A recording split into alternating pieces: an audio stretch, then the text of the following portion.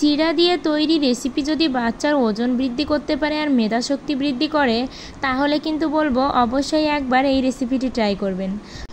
নমস্কার বন্ধুরা, বাচ্চাদের খাবার রেসিপির আরও একটি নতুন পর্বে সবাইকে স্বাগতম জানিয়ে আজ আপনাদের সাথে শেয়ার করব পোয়া বাদাম মিক্সড, মানে চিড়া আর বাদামের একটা দুর্দান্ত রেসিপি, যেটা আপনার বাচ্চার ওজন বৃদ্ধির পাশাপাশি কিন্তু মেধাশক্তিও বৃদ্ধি করবে। এছাড়াও এই খাবারটি যদি বাচ্চাকে 2 থেকে 3 চামচও খাওয়াতে পারেন, তাহলে বাচ্চা সারাদিনের একটা ভরপুর পুষ্টি পাবে এবং এনার্জি পাবে।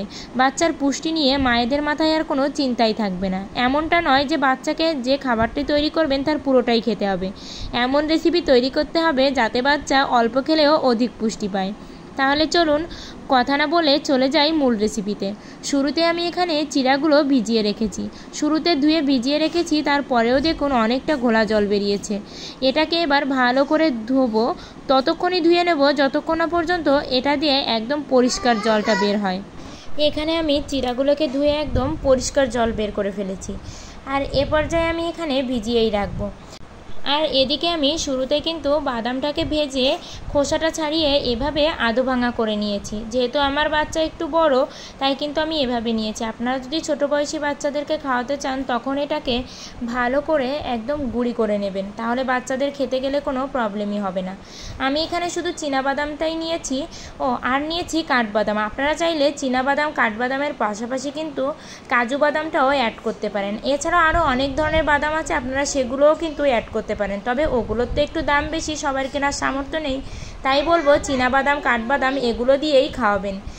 বাদামে রয়েছে প্রচুর পরিমাণে অ্যান্টিঅক্সিডেন্ট। বাদাম বাচ্চাদের শরীরের জন্য ভীষণই উপকারী একটি খাবার, এবং বাদামে কিন্তু ক্যান্সার প্রতিরোধ করে।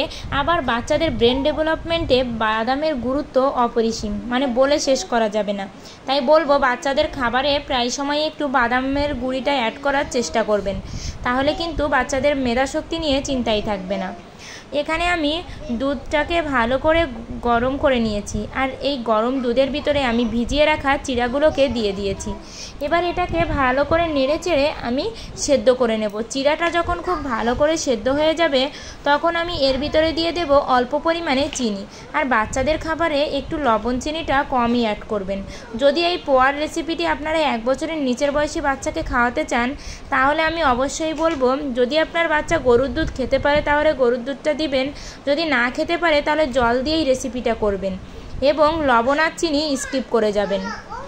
যেহেতু আমি এই রেসিপিটা পুষ্টিবিদদের পরামর্শ অনুযায়ী তৈরি করছি, তাই তাদের কথা অনুযায়ী কিন্তু 1 বছরের নিচের বয়সী বাচ্চাদের খাবারের লবণটা একদমই দিবেন না। চিনিটা যদিও দেন সামান্য পরিমাণে, কারণ লবণ কিন্তু লিভার এবং কিডনির অনেক বড় ক্ষতি করে। যেহেতু 1 বছরের নিচের বয়সী বাচ্চার কিডনি ও লিভার অপরিপক্ক থাকে, তাই লবণটা একদমই দিবেন না। এখানে আমি এবার এটাকে ভালো করে রান্না করব। আর আমার প্রিয় বন্ধুদের বলতে চাই, আমার ভিডিওগুলো ভালো লাগলে অবশ্যই লাইক করবেন, কমেন্টে আপনাদের ব্যক্তিগত মতামত জানাবেন, আর আমার চ্যানেলটি সাবস্ক্রাইব করে পাশের ঘন্টাটি বাজিয়ে অল অপশানে সেট দিয়ে রাখবেন।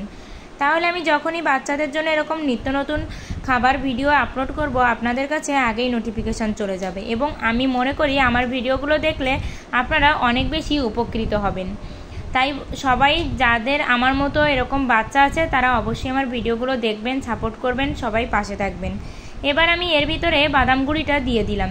এই বাদাম গুঁড়িটা দিয়ে এবার আমি ভালো করে এটাকে জাল করে রান্না করব। আর আপনারা যে যেমন অবস্থায় এটাকে নামাতে চান, যদি আপনার ছোটো বয়সী বাচ্চা হয় তাহলে একটু বেশি তরল অবস্থাতেই নামাবেন। বাচ্চা যেমন খেতে চায়, মাকে ঠিক তেমনভাবেই খাবারটা তৈরি করতে হবে, তা না হলে কিন্তু বাচ্চারা খেতেই চাইবে না।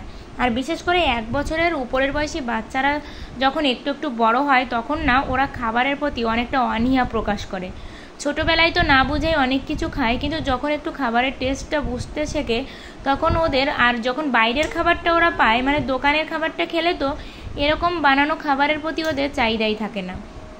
তাই তো বাচ্চাদের পছন্দ এবং রুচি অনুযায়ী তৈরি করতে হবে। আর এই রেসিপিটি আমি বলবো বাচ্চাদেরকে শুরুতে আগে দিয়ে দেখবেন, এতে আপনার বাচ্চার কোনো ক্ষতি হচ্ছে কিনা। যদি দেখেন এটাকে আপনার বাচ্চা হজম করতে পারছে না, কিংবা এই বাদাম দেওয়া খাবার খাইয়ে আপনার বাচ্চার অ্যালার্জির সমস্যা হচ্ছে, তাহলে বলবো বাদামটা স্কিপ করে যাবেন। দুধেও কিন্তু প্রচুর পরিমাণে অ্যালার্জি, তাই অ্যালার্জির সমস্যা থাকলে বাচ্চাকে একটু কম পরিমাণে এটা খাওয়াবেন। এবার আমি হাতার সাহায্যে এটাকে ম্যাশ করে নিচ্ছি। ম্যাশ করে একটু মাখা মাখা হলে কিন্তু খেতেও ভালো লাগবে, গ্রেভিটাতেও অনেক বেশি টেস্ট হবে। আর এ পর্যায়ে আমি এটাকে নামিয়ে নেব, আর নামানোর পরবর্তী অবস্থাও আপনাদের দেখাচ্ছি। আর এই গরুর দুধ দিয়ে এরকম অল্প চিনি দিয়ে, দুধেও রয়েছে কিন্তু প্রচুর পরিমাণে ক্যালোরি। আর যদি আপনারা আরও বেশি ক্যালোরিযুক্ত করতে চান খাবারটাকে, তাহলে আপনারা এর ভিতরে একটু ঘি অ্যাড করতে পারেন।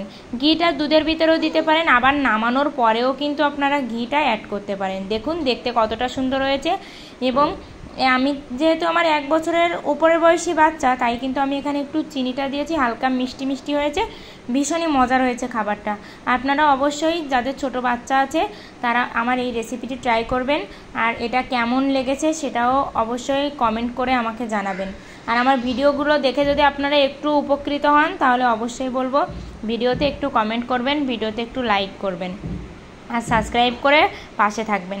আর আগেও বলেছি আর এখনও বলছি, আমার ভিডিওর মানে ব্যাকগ্রাউন্ডে অনেক ধরনের শব্দ আসতে পারে, প্লিজ কিছু মনে করবেন না। কারণ আমার বাবু সবসময়ই আমি যখন ভয়েস দেই তখন তো জেগে থাকে, ও না প্রচুর পরিমাণে দুষ্টুমি করে, এবং ও আমাকে এই কাজটা করতেই দেয় না, মানে এত পরিমাণে ঝামেলা করে। তাই তো সবাই একটু মানে ক্ষমা সুন্দর দৃষ্টিতে দেখবেন। সবাই ভালো থাকবেন, সুস্থ থাকবেন, আর সবার বাচ্চার জন্য শুভকামনা রইল। সবাই ভালো থাকবেন।